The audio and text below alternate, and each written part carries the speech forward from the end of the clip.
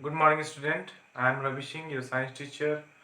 Once again present here to teach you the first chapter of chemistry, that is matter in our surrounding.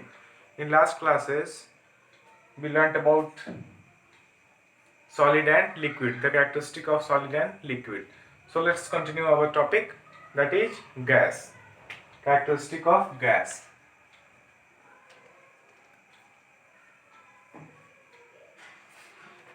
क्या होगा gas का characteristic? हम बताए थे solid का शेप, साइज और वॉल्यूम तीनों फिक्स होता है। लिक्विड में क्या होता है, वॉल्यूम तो फिक्स होगा लेकिन शेप साइज इनडेफिनिट होगा। गैस का कुछ भी फिक्स ना होगा, कुछ भी फिक्स होगा ही नहीं, ना शेप ना साइज ना वॉल्यूम, कुछ भी फिक्स क्या होता है, नहीं होता। सबसे पहले क्या हो जाएगा, इट हैज इनडेफिनिट, कुछ भी नहीं है तो क्या बोलेंगे, indefinite shape, size and volume.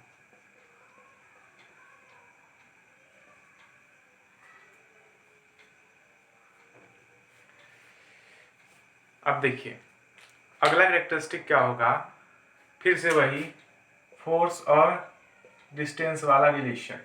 Force और डिस्टेंस में रिलेशन कैसा है, इनवर्स का है। तो हमको पता है गैस का जो मॉलिक्यूल्स होते हैं उनके बीच में डिस्टेंस ज़्यादा होता है, डिस्टेंस ज़्यादा होता है तो फोर्स क्या होगा, कम होगा। तो intermolecular attraction is minimum, intermolecular attraction force is minimum in gas. क्या होगा, गैस में मिनिमम होगा, मिनिमम होगा, क्या होगा, मिनिमम। तो इंटर मॉलिक्यूलर अट्रैक्शन फोर्स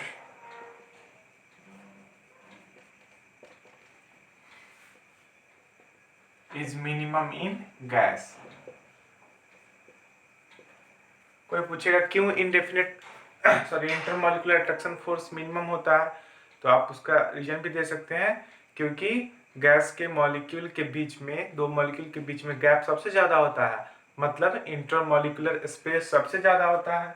और we know the relation between distance and force is inversely. तो डिस्टेंस ज़्यादा है, गैप ज़्यादा है, तो फोर्स क्या होगा, मिनिमम होगा। It means intermolecular attraction force is minimum in gas, maximum in solid and intermediate in liquid. Clear है यहां तक? अगला point, inter molecular space is क्या होगा, मैक्सिमम। पढ़े ना आप लोग, मॉलिक्यूल के बीच का स्पेस सबसे ज्यादा किसमें होता है, गैस में, फिर लिक्विड में, सबसे कम सॉलिड में, न के बराबर, नेग्लिजिबल बोलते हैं। तो इंटरमॉलिक्यूलर स्पेस इज मैक्सिमम किसमें, गैस में। कुछ नहीं है, सिंपल सा चीज है। अब देखिए एक और था कंप्रेसिबिलिटी। कंप्रेसिबिलिटी क्या हो रहा था, सॉलिड को हम अगर इसको दबाएंगे तो कंप्रेस होगा, आसानी से नहीं होगा। लिक्विड हो सकता है और गैस तो सबसे ज्यादा होगा, क्या होगा, सबसे ज्यादा होगा। तो इट इज, ऐसे कर सकते हैं, कंप्रेसिबिलिटी इज मैक्सिमम। गैस को जितना चाहे उतना क्या कर सकते हैं, दबा सकते हैं, सबसे ज्यादा कंप्रेसिबिलिटी होगा। आप भी दबा सकते हैं, देखिए यहाँ पे गैस है, हम लोग क्या किया, दबा दी, दब गया। वाई, बिकॉज ऐसा क्यों होता है, why compressibility is maximum in gas. फिर वही इसका सॉल्यूशन, आंसर यही होगा, because intermolecular space is maximum, intermolecular space is maximum. Space ज्यादा है तो आसानी से दब जाएगा, और सॉलिड में स्पेस है ही नहीं, दबेगा क्या, कुछ नहीं दबेगा। क्लियर है? अगला पॉइंट, कौन सा पॉइंट था अगला, काइनेटिक एनर्जी के बेसिस पे हम बताए थे सॉलिड का जो पार्टिकल्स होता है वो काफी क्लोजली पैक्ड होते हैं, काफी पास पास होते हैं। फोर्स क्या होता है इसमें, बहुत ज्यादा होता है। जब फोर्स ज्यादा होगा तो ये वाला मॉलिक्यूल को दूर भागने देगा, नहीं भागने देगा। तो इसमें जो मोशन होता है, आप पार्टिकल कैरेक्टरिस्टिक में आप लोग पढ़े हैं कि पार्टिकल्स हमेशा क्या कर रहा होता है, मोशन में होता है, जो हमको विजिबल तो नहीं होता है लेकिन हमेशा क्या होता है, कॉन्टिन्यूस मोशन में होता है। तो सॉलिड में ये फोर्स ज्यादा है, फोर्स ज्यादा है तो इसको तो इधर उधर मूव करने नहीं देगा उतना, तो काइनेटिक एनर्जी क्या होगा? What is kinetic energy? Energy due to motion of an object is known as kinetic energy. आप पढ़े भी होंगे जूनियर क्लासेस में। तो यहाँ पे काइनेटिक एनर्जी सॉलिड में मिनिमम होगा। क्यों होगा? क्योंकि मूव तो करने नहीं देगा, मोशन होगा नहीं। मोशन क्यों नहीं होगा? क्योंकि सॉलिड है और सॉलिड के पार्टिकल्स पास पास होते हैं तो फोर्स बहुत ज्यादा होता है, तो इसको मूव करने नहीं देता है, मतलब मोशन होगा नहीं। जब मोशन नहीं होगा तो क्या होगा? काइनेटिक एनर्जी जीरो होगा। लेकिन गैस की बात करें तो गैस का तो पार्टिकल्स के बीच में दूरी बहुत ज्यादा, स्पेस बहुत ज्यादा, फोर्स मिनिमम। जो फोर्स कम है तो ये क्या करेगा? आसानी से घूमेगा, यहाँ जाएगा, वहां जाएगा, यहाँ जाएगा। तो ये घूमेगा तो मोशन होगा, तो मोशन होगा तो काइनेटिक एनर्जी सबसे ज्यादा किस में होगा? किस में होगा? गैस में होगा। क्लियर है? बहुत सिंपल सा चीज है, कुछ कॉम्प्लेक्स नहीं है। कल से तो यही पढ़ रहे हैं हम लोग। क्वेश्चन कुछ भी हो, आंसर यही होगा। Kinetic energy is maximum. क्या होगा? मैक्सिमम होगा। एक और पॉइंट पढ़े थे हम लोग डिफ्यूजन रेट के बारे में। सॉलिड में डिफ्यूजन तो बहुत ना के बराबर होता है, लेकिन गैस में डिफ्यूजन रेट क्या होता है? बहुत फास्ट होता है। एग्जाम्पल दिए थे ना आपको। अब आइए यहाँ पे परफ्यूम स्प्रे करिए, बहुत तेजी से क्या होगा? बहुत दूर तक फैलेगा। क्यों? Because diffusion rate is maximum. Why diffusion rate is maximum? Because the kinetic energy of molecule is maximum. Same फिर आंसर। तो क्या होगा? डिफ्यूजन रेट इज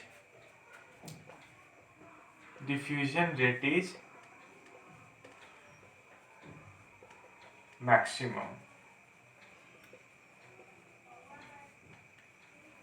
ठीक है। देखिए और भी कैरेक्टरिस्टिक हो सकता है, लेकिन इंपॉर्टेंट जो है यही कुछ इंपॉर्टेंट कैरेक्टरिस्टिक है। और क्या हो सकता है? आप देखिए, आपको बताते हैं। जैसे उतना वो सब इंपॉर्टेंट है नहीं, इसलिए हम छोड़ दिए हैं। फॉर एग्जाम्पल सॉलिड, लिक्विड और गैस। आप लोग कोई जानते हैं डेंसिटी बराबर क्या होता है? डेंसिटी बराबर क्या होता है? डेंसिटी बराबर होता है मास पर वॉल्यूम। डेंसिटी बराबर क्या होता है? Mass by volume. पढ़े होइएगा, पढ़े कि नहीं पढ़े? डेंसिटी बराबर होता है मास बाई वॉल्यूम। तो देखिए वॉल्यूम का यूनिट क्या होता है? क्यूब होता है। सेंटीमीटर क्यूब या मीटर क्यूब कुछ भी होगा, क्यूब में होगा। मतलब देखिए इस चीज को समझते हैं। सॉलिड का जो कॉन्स्टिट्यूएंट पार्टिकल्स है वो बहुत पास है, ठीक है। जो लिक्विड का है वो क्या है? दूर दूर है थोड़ा थोड़ा, और गैस का तो बहुत दूर है ना। तो इसका डेंसिटी ज्यादा होगा कि इसका ज्यादा होगा कि इसका ज्यादा होगा? मास बटा वॉल्यूम। किसी पार्टिकुलर एरिया में जो मास बाई वॉल्यूम होगा, जो डेंसिटी होगा, वो किसका ज्यादा होगा? सॉलिड का होगा, क्योंकि पार्टिकल्स बहुत क्लोज है, घना होगा। ये कम होगा, ये क्या होगा? सबसे कम होगा। तो गैस इसको कह सकते हैं point density is maximum in solid, intermediate in liquid, minimum in gas. तो ये ऑब्वियस सी बात है, गैस के दो पार्टिकल्स बहुत दूर दूर रहते हैं तो डेंसिटी तो ऑब्वियस से क्या है? कम ही होगा। सॉलिड में बहुत पास रहते हैं तो क्या होगा? डेंसिटी जो है वो हाई होगा ही होगा। होगा कि नहीं होगा? होना ही होना है। और भी कुछ हो सकता है। ये जो कॉन्स्टिट्यूएंट पार्टिकल्स है, ये जो पार्टिकल्स है ये क्या है? अब इसको ऐसे लिख सकते हैं, जो पार्टिकल्स है वो सॉलिड में बहुत पास पास है। तो ऐसे कर सकते हैं कि constituent particles are very closely packed. बहुत क्लोज पैक्ड होता है किस में? सॉलिड में। और इंटरमीडिएट किस में होगा? लिक्विड में। और बहुत लूजली पैक्ड, मतलब बीच में बहुत लूज है। लूजली पैक्ड किस में? गैस में। ये सब कैरेक्टरिस्टिक है, लेकिन इंपॉर्टेंट नहीं है, इसलिए इस चीजों को हम छोड़ दिए। ठीक है। अब हम लोग आते हैं, बात करते हैं इंपॉर्टेंट जो भी आपको बताया गया है। इसके अलावा भी कुछ है तो वो उतना इंपॉर्टेंट है नहीं, इसलिए हम उसको क्या किए, एक दो ही है उसको छोड़ दिए। वो भी हम बता ही दिए, ऐसा नहीं कि बताया नहीं आपको। दो, एक बताया डेंसिटी। डेंसिटी किसका ज्यादा होगा? अरे कोई पार्टिकल, मान लो कि कोई छोटा सा घर है, उस घर में 25 आदमी रह रहा है, और उतना ही बड़ा घर में 2 आदमी रह रहा है, तो किसका डेंसिटी ज्यादा होगा? जिसमें आदमी का संख्या ज्यादा है। कॉमन सी बात है। तो सॉलिड में कुछ एरिया ले लो, कुछ वॉल्यूम ले लो, और गैस में भी उतना ही वॉल्यूम ले लो। तो गैस में तो इतने में 3-4 ही मॉलिक्यूल होगा, और इसमें तो बहुत सारा होगा सॉलिड में। तो इसका डेंसिटी क्या होगा? ज्यादा होगा। गैस का क्या होगा? कम होगा। सॉलिड का ज्यादा, गैस का कम, कॉमन सेंस की बात है, कुछ है ही नहीं। फिर क्या है, कॉन्स्टिट्यूएंट पार्टिकल्स। इसमें कॉन्स्टिट्यूएंट पार्टिकल्स बहुत क्लोज है, तो कह सकते हैं constituent particles of solid is closely packed. और इसमें क्या होगा, लूजली पैक्ड। लिक्विड क्या होगा, बीच वाला, इंटरमीडिएट। सिंपल है।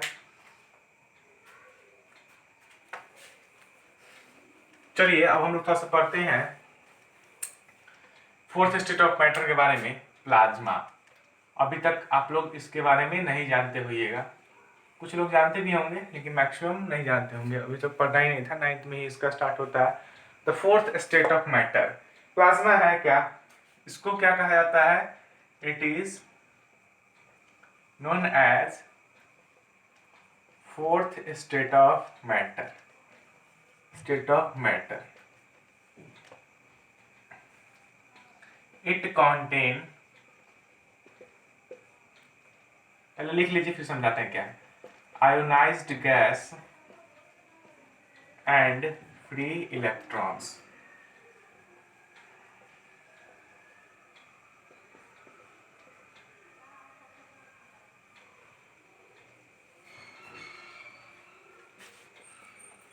Formation of plasma takes place generally at very high temperature, almost 10,000 से 15,000, या सिंपल सा देना 15,000 डिग्री सेल्सियस, ठीक है।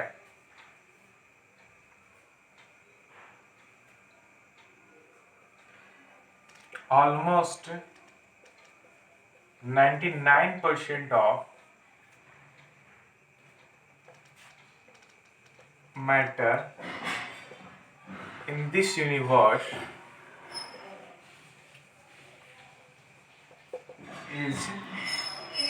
is plasma, ठीक है। और when gas is heated at very high temperature, then formation of plasma takes place।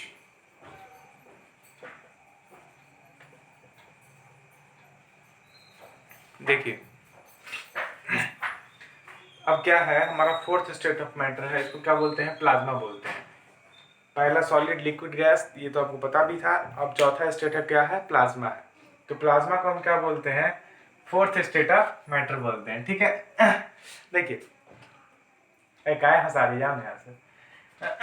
तो देखिए ये है क्या, it is known as the fourth state of matter.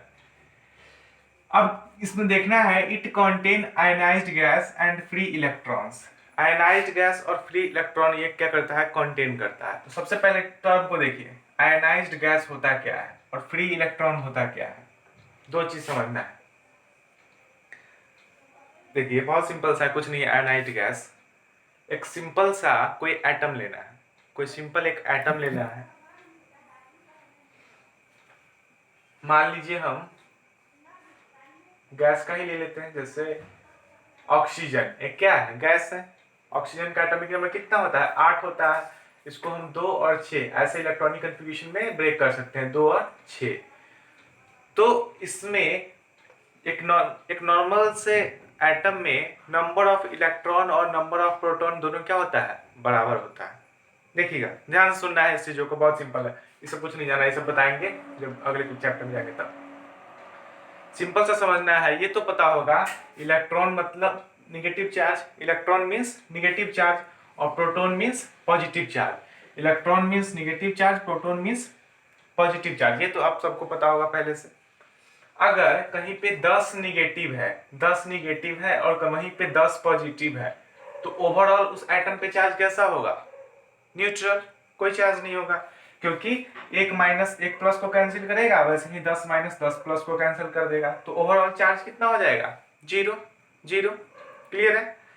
देखिए कोई एटम है जिसमें निगेटिव चार्जेस और पॉजिटिव चार्जेस अगर बराबर है तो एटम कैसा है, चार्ज्ड है या न्यूट्रल होगा, तो क्या होगा, न्यूट्रल होगा। अगर अगर मान लीजिए किसी एटम में निगेटिव चार्ज 9 है और पॉजिटिव चार्ज क्या है 10 है, तो अब एटम न्यूट्रल है क्या, नहीं है। क्यों, क्योंकि 9 निगेटिव से 9 पॉजिटिव तो कैंसिल आउट हो गया, ओवरऑल चार्ज कितना बचा इस पे, तो एक तो पॉजिटिव चार्ज बचा इस पे। आया समझ में। तो ऐसे को बोलते हैं आयोनाइज्ड। क्या बोलते हैं, आयोनाइज्ड। ये चार्ज को क्या बोलते हैं, आयंस है। चार्ज क्या है, प्लस या माइनस है क्या, आयंस। तो किसी गैस को आयोनाइज्ड कैसे बनाएंगे, जब किसी गैस को आयोनाइज्ड कैसे बनाएंगे, तो सिंपल सी बात है, गैस को हाई टेम्परेचर पे, बहुत ज्यादा टेम्परेचर पे हीट करेंगे तो पहले से अगर उसमें 12 इलेक्ट्रॉन और 12 प्रोटॉन था, मतलब 12 निगेटिव और 12 पॉजिटिव, तो एक निगेटिव उसमें से निकल जाएगा। क्यों निकल जाएगा, क्योंकि टेम्परेचर बहुत हाई है, मतलब बहुत टेम्परेचर जो है वो क्या है, बहुत हाई है। तो जैसे ही टेम्परेचर हाई होगा तो यहाँ से इस एनर्जी के कारण एक इलेक्ट्रॉन निकल के बाहर चला आएगा। तो जैसे ही एक इलेक्ट्रॉन निकल के बाहर आ गया तो निगेटिव चार्ज कितना हो गया, 11। अब निगेटिव चार्जेस जब घट गया तो ये गैस जो है वो कैसा हो गया, आयोनाइज्ड हो गया। पहले कैसा था, न्यूट्रल था। कैसा था, न्यूट्रल था। देखिए बहुत सिंपल है, इसको हम फिर से समझाते हैं।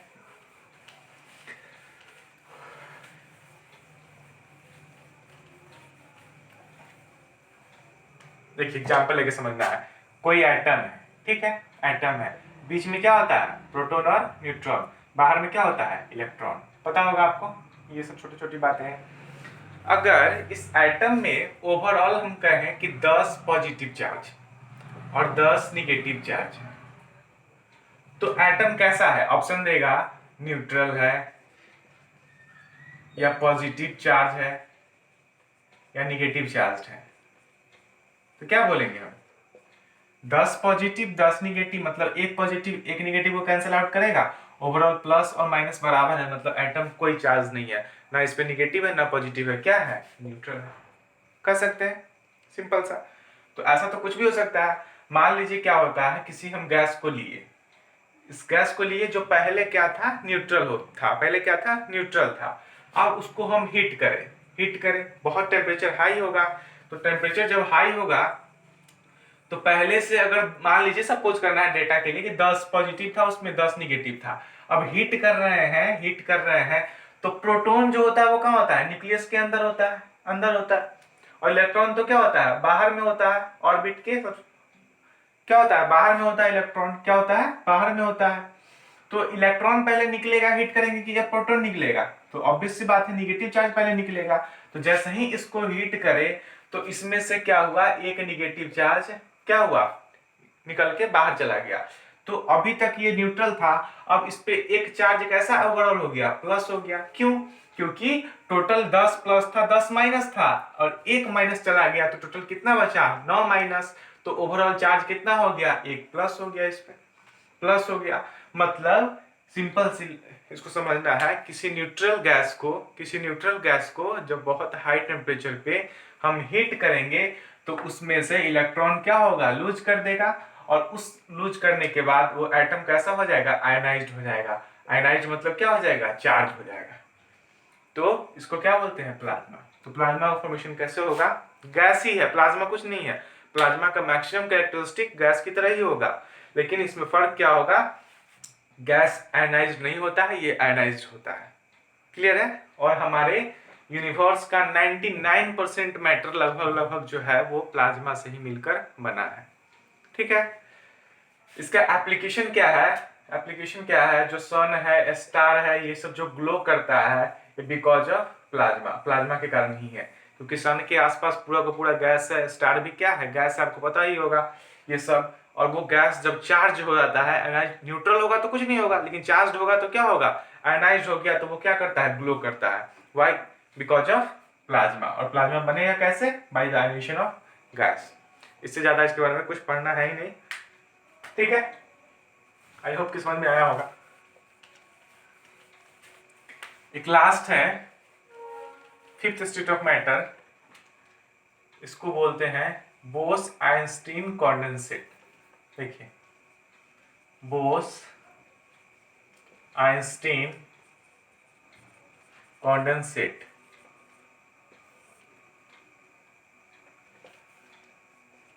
ये फिफ्थ स्टेट ऑफ मैटर है।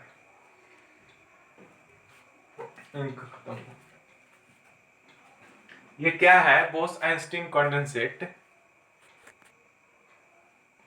ये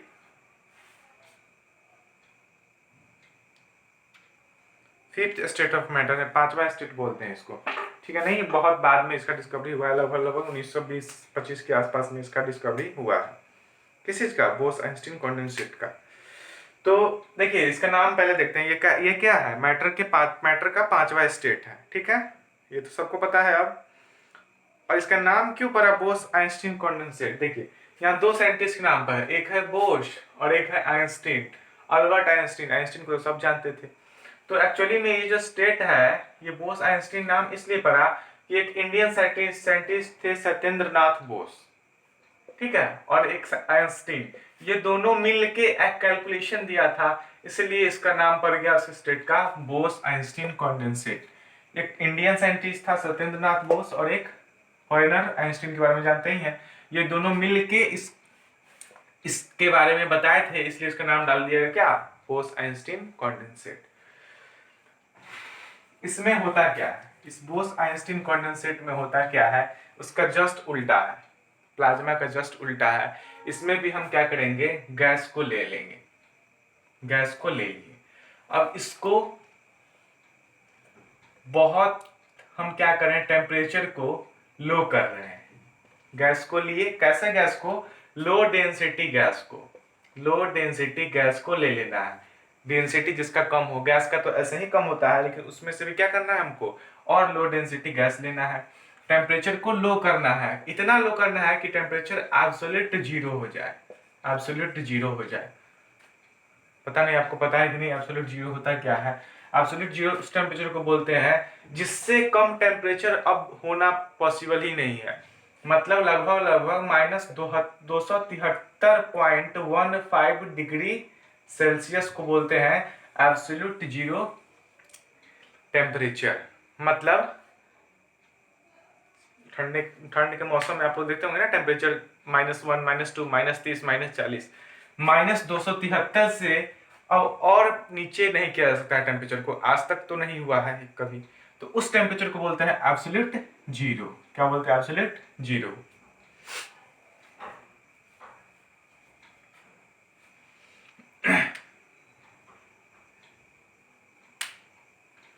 तो देखिए, हाँ कहाँ थे हम लोग? क्या करना है इसमें? एक लो डेंसिटी गैस को लेना है, लो डेंसिटी गैस को लेना है, बहुत टेम्परेचर लो कर देना है, इतना लो कर देना है कि एब्सोल्यूट जीरो हो जाए, मतलब इससे कम होना ही नहीं चाहिए। तो होगा क्या? जो गैस है, जो गैस का पार्टिकल्स है, लो डेंसिटी वाला है, इसको जब जीरो करेंगे, जब जीरो करेंगे, इस टेम्परेचर और घटाएंगे, तो ये क्या होगा? इसके मॉलिक्यूल के जितने भी एक्टिविटी है वो सब रुक जाएंगे। क्या होंगे? वो रुक जाएंगे। क्यों रुक जाएंगे? देखिए आयन था, गैस का इलेक्ट्रॉन था, इसको हीट कर रहे थे, तो ये क्या कर रहा था? निकल रहा था बाहर। क्यों? क्योंकि हीट करने पे जो पार्टिकल्स है, जैसे मान लीजिए कोई पार्टिकल्स है, ठीक है, एटम का पार्टिकल्स है, हीट कर रहा है तो एनर्जी और दे रहा है। एनर्जी देंगे तो ये वाला यहाँ से भागेगा, यहाँ इधर उधर, ये वाला यहीं भागेगा, ये उधर और भागेगा, ये इधर भागेगा। क्यों? क्योंकि हीट कर रहे हैं। हीट करने पे काइनेटिक एनर्जी और बढ़ जाता है। हीट कर रहे हैं मतलब एक्स्ट्रा एनर्जी दे रहा है, एनर्जी दे रहे हैं तो हीट होगा, तो ये वाला यहाँ पे एनर्जी देगा, ये इसको देगा, तो ये यहाँ भागेगा, ये यहाँ भागेगा, ये यहाँ भागेगा, तो क्या होगा? मोशन तो बढ़ जाएगा, मतलब काइनेटिक एनर्जी क्या हो जाएगा? बढ़ जाएगा। कब? जब हीट को बढ़ा रहे हैं। क्लियर है? नॉर्मल से समझो, गर्मी का जब मौसम आता है तो आप लोग देखते होइएगा सांप वाप जो है बहुत सारा वो हाइबरनेशन छोड़ के, मतलब बहुत ज्यादा गर्मी पड़ेगा तो बहुत सांप भी निकलता है। क्यों? क्योंकि गर्मी ज्यादा हुआ तो क्या होगा? Same condition. और ठंड में दिखाई पड़ता है? नहीं। क्यों? क्योंकि ठंड में सबका बॉडी जो है, बॉडी भी है वो क्या हो जाता है? मतलब उतना एक्टिव नहीं रहता है, एक्टिव नहीं रहता है। लेकिन गर्मी में क्या होता है? एक्टिव हो जाता है। सेम यही कंडीशन है। ये देखिए, ये वाला कोई एटम है, इसका मॉलिक्यूल है, इसको हीट करेंगे तो मॉलिक्यूल में हीट करेंगे तो मॉलिक्यूल और इधर उधर भागेगा, तो काइनेटिक एनर्जी बढ़ जाएगा। लेकिन जब बहुत ठंडा कर रहे हैं तो ये जो भी काइनेटिक एनर्जी वगैरह है, ये सब क्या हो जाएगा? सारे मॉलिक्यूलर एक्टिविटी इसका रुक जाएगा। क्या होगा? रुक जाएगा। तो क्या होगा, ये जो बोस-आइंस्टीन कंडेंसेट है, ये इतना क्लोज आ जाएगा कि सॉलिड से भी क्लोज हो जाएगा। इसका जो पार्टिकल्स है वो सॉलिड से भी क्लोज हो जाएंगे। देखिए, कुछ नहीं समझना है। बोस-आइंस्टीन कंडेंसेट ये 5वां स्टेट है। मैटर का क्या कौन सा स्टेट है? 5वां स्टेट है। इसमें लो डेंसिटी गैस को बहुत मिनिमम टेम्परेचर पे ले जाना है, और ले जाने के बाद क्या करना है, उस समय मॉलिक्यूल के जितने भी एक्टिविटी होते हैं, मोशन, काइनेटिक एनर्जी, वो वगैरह सब रुक जाएंगे और पार्टिकल्स बहुत पास आ जाएंगे, इतने पास कि सॉलिड से भी पास आ जाएंगे। तो इस स्टेट को बोलते हैं क्या? बोस-आइंस्टीन कंडेंसेट बोलते हैं। इसको हम अगले क्लासेस में और डिटेल में हम लोग पढ़ेंगे। Thank you, have a nice day.